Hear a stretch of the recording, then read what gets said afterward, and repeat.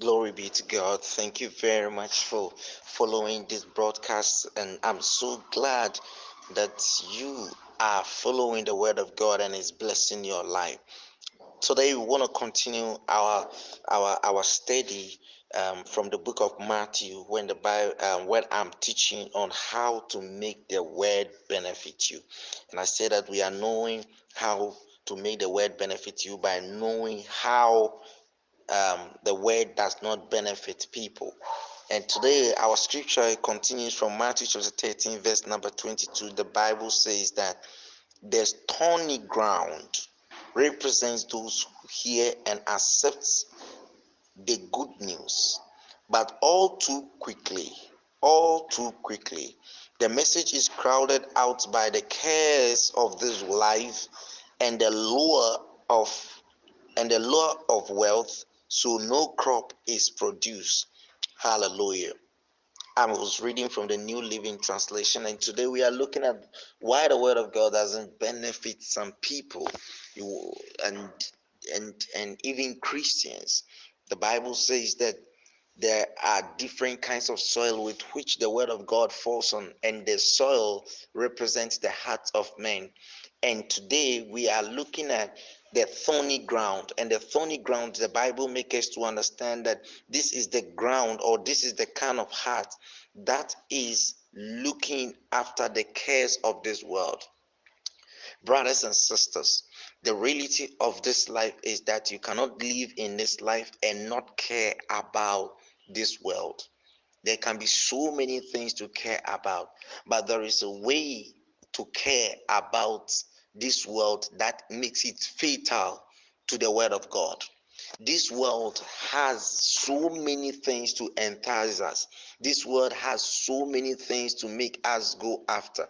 The Bible says that everything that is in this world is the lust of the flesh, the pride of life, the lust of the eyes. One thing that you need to understand, that in this life there will be a nice thing that you want to have. There will be something that when you see you want to possess. There can be some maybe some work you want to get yourself involved in. It could be some house you want to have. It could be some car you want to buy. There are so many things our eyes are seeing today, and we keep on chasing, and sometimes before we realize we've wasted so much time looking for things in this world. The Bible talks about the lust of the flesh. Look at the level at which so many people want to live their life in pleasure. I don't have anything wrong or anything against pleasure, but pleasure is something that you can follow in this life. Follow your flesh after it, and it will lead you into so many problems. Out of people seeking pleasure, they have become sexual addicts. Out of people looking for pleasure, they have become drug addicts. There are so many people that cannot control their life today because they were pursuing happiness, they were pursuing joy, and they go in for one thing after another thing, one thing after another thing, and never get satisfied. And because of the lack of satisfaction that they have in themselves, they keep on craving for things, and sometimes they keep on and keep on and keep on until the end of their life. Now that is the lust of the flesh, and the Bible talks about the pride of life. All of us want to become something in this life that people are proud of. We just want to have a name. We just want to have certain accomplishment. We just want to have certain achievements so that we can have a name. Everybody want to be a star. Some people want their name to be in the Guinness Book of Records. Some people want their name to be in the Hollywood Hall of Fame. Some people want their name to be lifted up high above every other name. And then we keep on pursuing these things. And you see, the Bible says that as long as our heart begin to go in that direction, it begins to choke the word of God in our life. So these are the thorns. The Bible said that the cares of this life, we care about so many things. And then it talks about the lure of wealth. Wealth has the way of deceiving us. Wealth, money especially, have a way of deceiving the average Christian to look for it, to look for it, to look for it. And it's like when you get it, you get satisfied. It's like the more you get, you get satisfied. The more you get satisfied. And then you can amass more and more and more of money. You can use the youthful part of your life in seeking money and looking for money and searching for money, and then you can keep on doing that. And that is what we call the law of wealth. You are deceived to think that the more you get the money, the more you are going to be satisfied, but that is not it.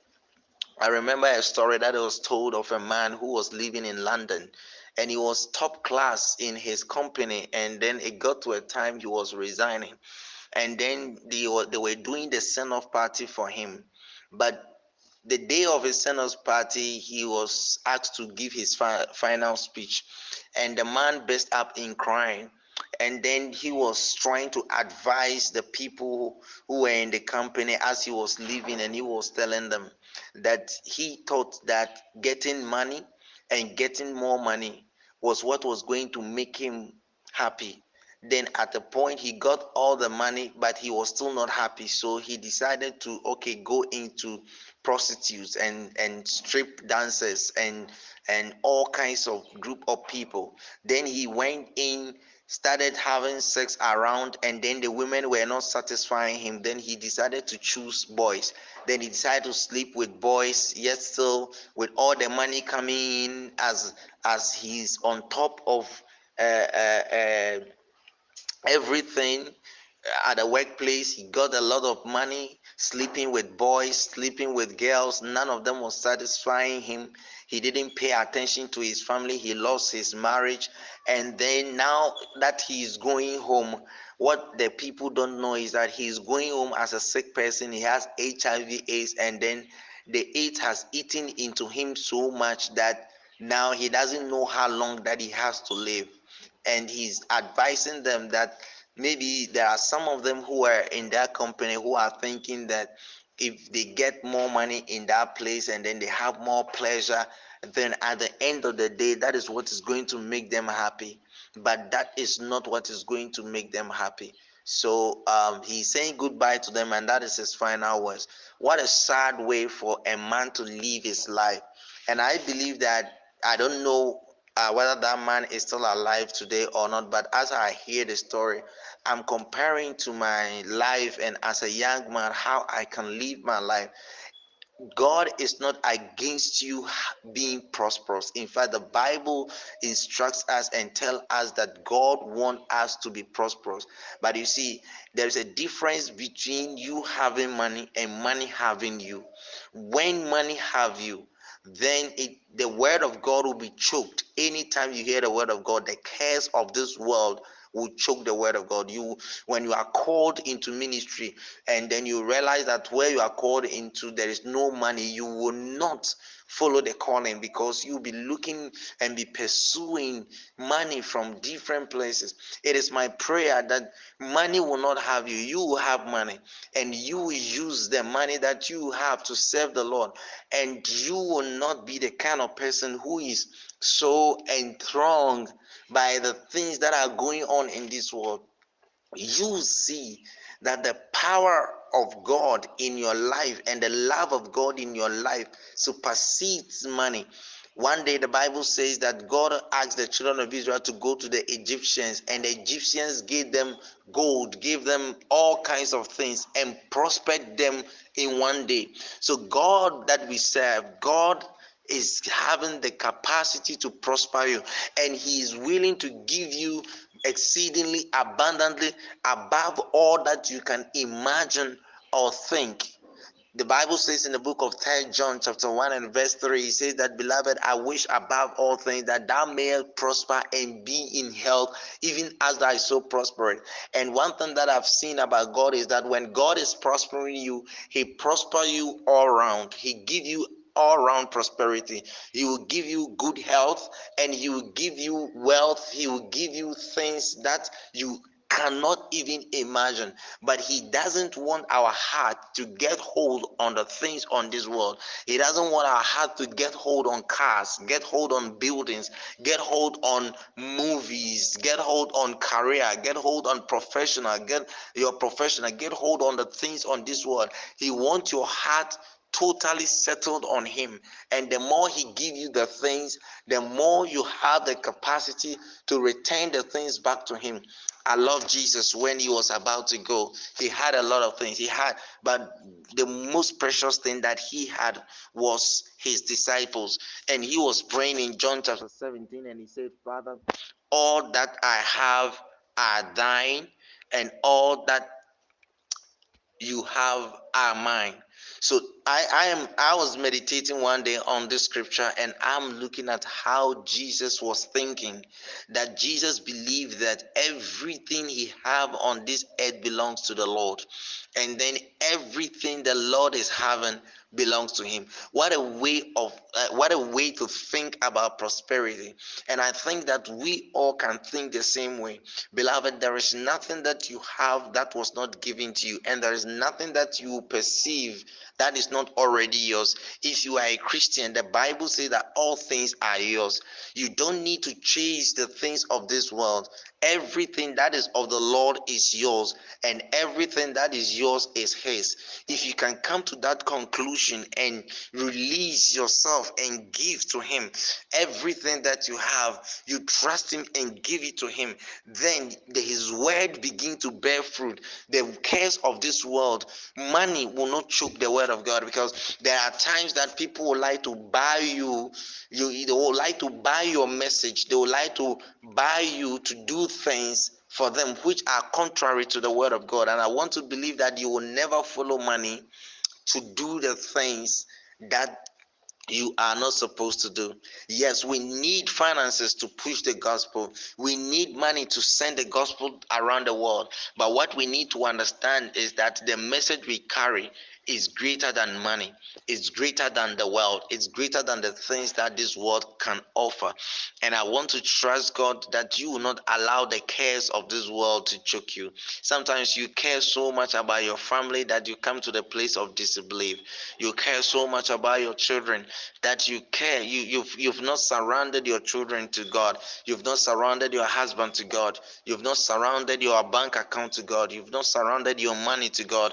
You've not surrounded your profession to God. You've not surrounded most of the things in life to God. So you are protecting it all by yourself. You are having sleepless night. This is what has brought about the mental problems that we have today. Many people are depressed. Many people are always angry. Many people are always frustrated. Even though they are rich, they have enough, but they are not happy, because they are doing everything to protect these things all by themselves. They've never given anything to the Lord.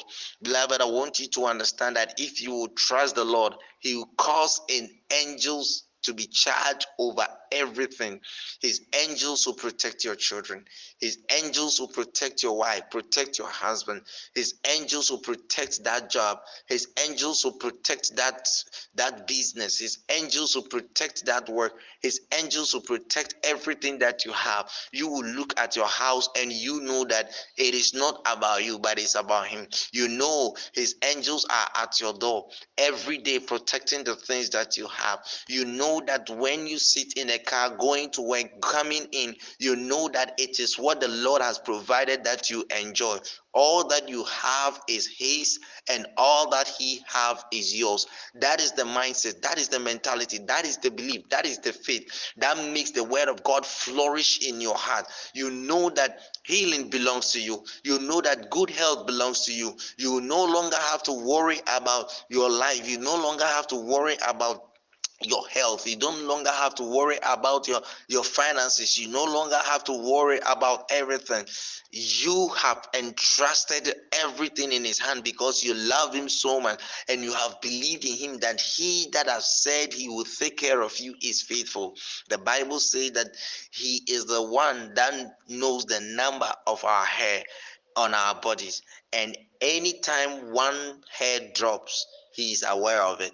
He loves you, He cares about you more than you can care about yourself. The key is to surrender to Him and to give Him our life absolutely, so that we can trust His word and His word can bear fruit. But the moment we begin to become concerned about so many things in this life, trying to achieve almost everything all by ourselves, and forgetting about Him, and sometimes even neglecting the gathering of the saints, refusing to be in church, just as focusing on our own plans and our own ways, then we create problems for ourselves, because whatever we gather, we are now compelled to protect it ourselves, and we do not have that capacity. No human being has that capacity to protect the things that is delivered into his hands in this world. I pray that the cares of this world will leave you alone, and then the lure of money will leave you alone. I pray that you will be free from the captivity that the cares of this world and money put people into, so that the word of God will grow and benefit you, and you will see that His word is true. In Jesus' precious name, we pray with thanksgiving. Amen. Have a blessed day. May the Lord be with you. May the Lord bless you. May the Lord cause His face to shine upon you and be gracious to you. And may the Lord give you His peace. In Jesus' precious name, amen.